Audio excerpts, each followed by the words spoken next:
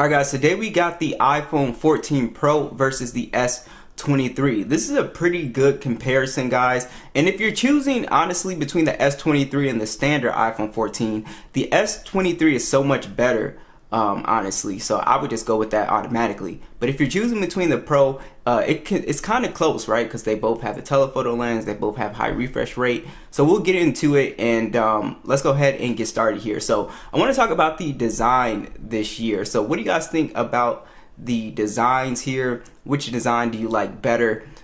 These are two very clean and very nice looking phones here. As far as the size difference, the iPhone definitely is a little bit heavier, and it's also a little bit taller as well. You can see the camera bump really intrudes out on the iPhone as well too.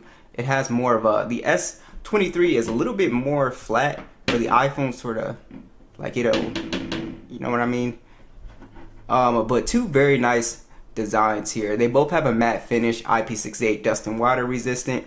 The S23 is definitely way more comfortable in my opinion. So the S23 just fits better in the palm since it's not as boxy and sharp as the iPhone, so it just feels better in the hand. Like when you're holding it, just feels a lot better. The iPhone, even though this is a smaller phone, it's still fairly comfortable, but again, the sharp edges, this one just feels better in my opinion.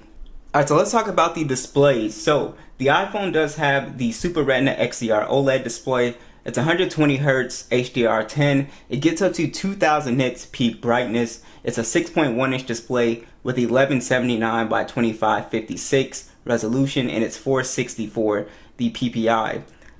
The S23 does have the dynamic AMOLED display. It's HDR10 plus. It gets up to a max 1750 nits peak brightness. It's also a 6.1 inch display, so pretty much the same size display.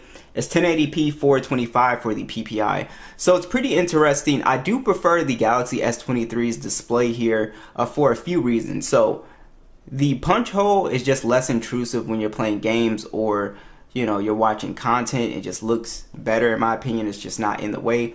Apple does have some software functionality with the dynamic island. You're able to, it's really like a multitasking thing, basically, to be able to switch through applications and stuff like that. Also, the screen to body ratio is noticeably better on the S23. The bezels aren't as thick. I believe the iPhone has it's 86.8% screen to body ratio. The S23 has a 87%. So I don't know if you guys could tell, but it just overall looks a little bit, I don't know, it's very minor. But the iPhone does have a brighter display as well in direct sunlight. It is slightly brighter, but these are two very bright phones outdoors, so it's not like a massive difference. Like I said, the big thing here is the dynamic island versus the punch hole. Like I said, I personally just prefer the less intrusive, punch hole.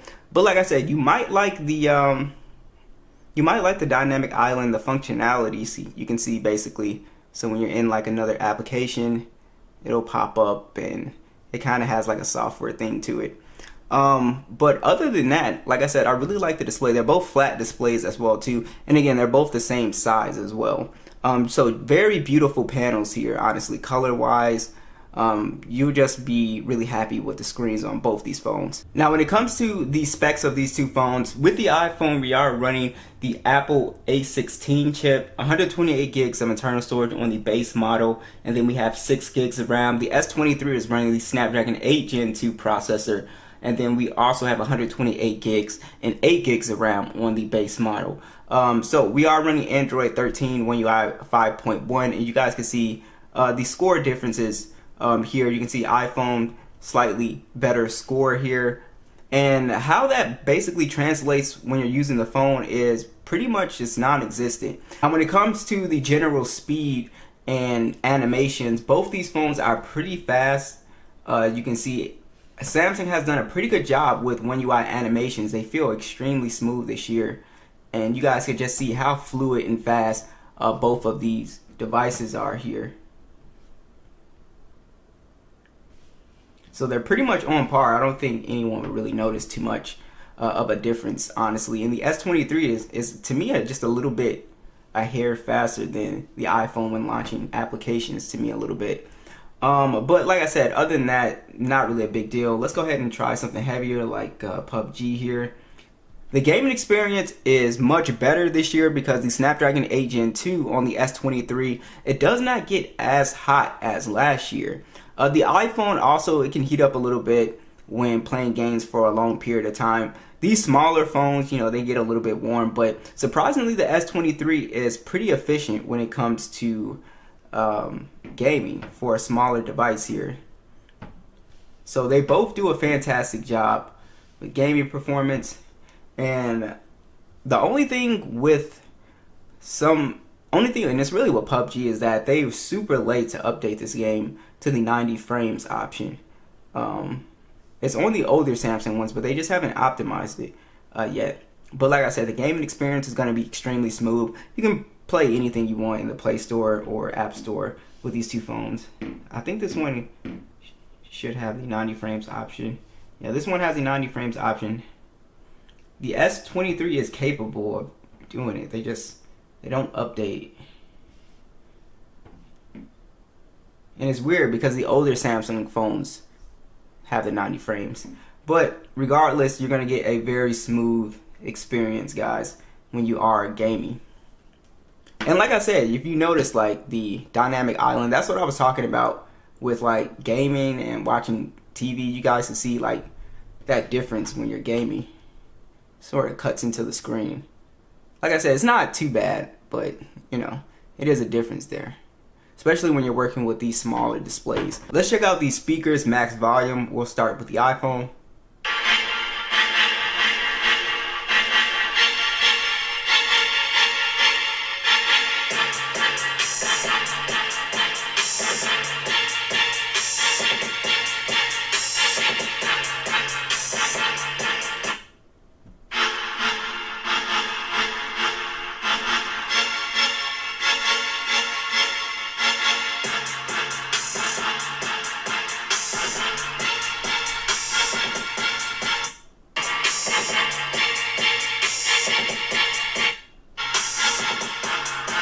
Yeah, iPhone is definitely a little bit louder. Bass hits harder.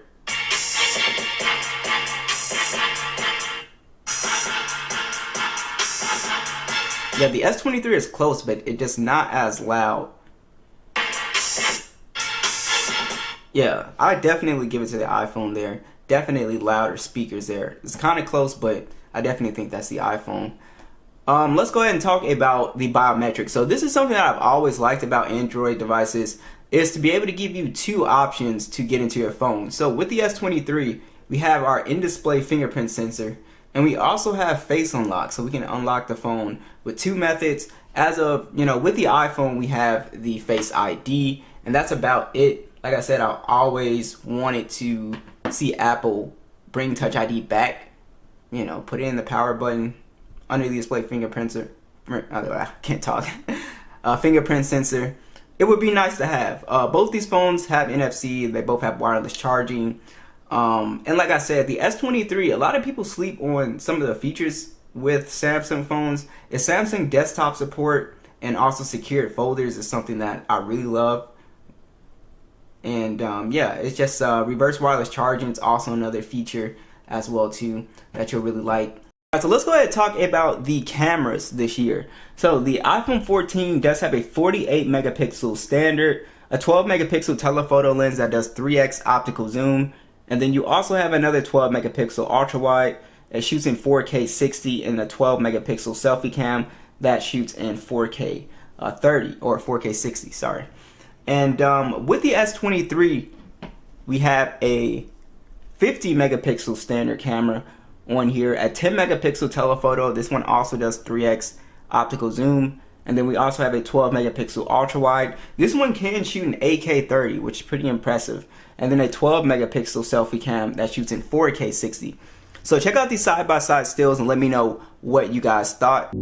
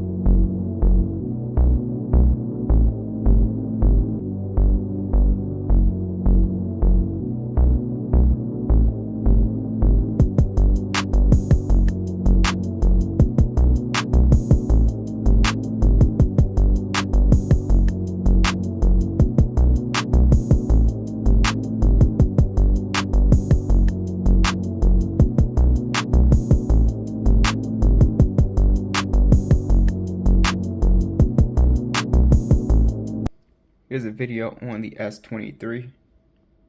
0.6 3 times.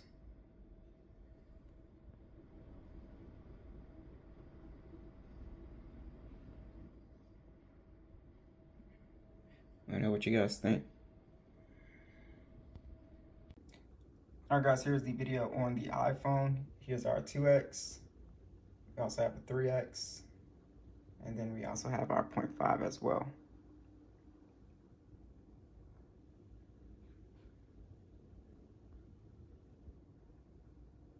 This is going to surprise a lot of you guys, but this year the S23's battery life is pretty much on par with the iPhones, and I would say if not better than the iPhones this year. It feels like I charge the iPhone more than I do the S23, so it's just something that I noticed. And again, it's just like it comes down to how you use the phone, but I'm telling you, the battery life is pretty good on this phone this year. So the S23 has a 3900 milliamp battery with 25 watt charging, wireless and reverse wireless charging. The iPhone does have a 3200 milliamp battery, and then you also have 15 watt wireless charging, and you have the MagSafe capability on here as well, and then you have wireless charging as well too. So I was just really impressed with both these phones. I think the battery life is great. They both get you through a day of use, but last year the S22, it wasn't that great, but this year it's so much better. So I feel like if you were avoiding, the smaller Galaxy phones because of battery life, this year the battery life is actually pretty good. So be sure to let me know, what do you guys think, and I'll catch you guys in the next one.